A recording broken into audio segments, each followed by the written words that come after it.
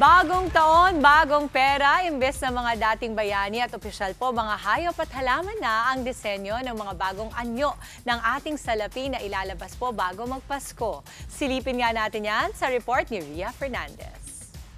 Thank you, Governor Remolona. Pinangunahan ni Bangko Sentral ng Pilipinas Governor Eni Remolona Jr. ang presentasyon ng kumpletong set ng polymer banknotes sa Malacanang tulad ng inilabas na 1,000 pesos noong 2022, gawa rin sa plastic ang mga bagong 500, 150 pesos.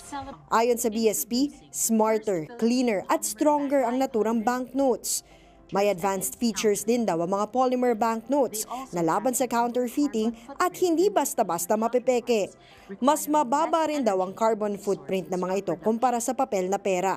Mas mababa rin ang kinakailangang energy at resources sa pagpaproduce ng mga ito.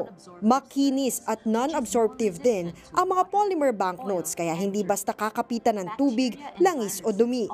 Maging ang mga bacteria at virus ay hindi nakakasurvive ng matagal sa polymer. 2 to 5 times na mas matibay rin daw ang mga ito kumpara sa perang papel, kaya mas makatitipid ang pamahalaan sa produksyon. Tampok din sa mga ito ang mga katutubong hayop at halaman.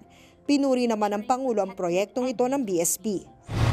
The introduction of the first Philippine Polymer Banknote series reflects the progress we are making as a Bagong Pilipinas, practical, innovative, and deeply meaningful.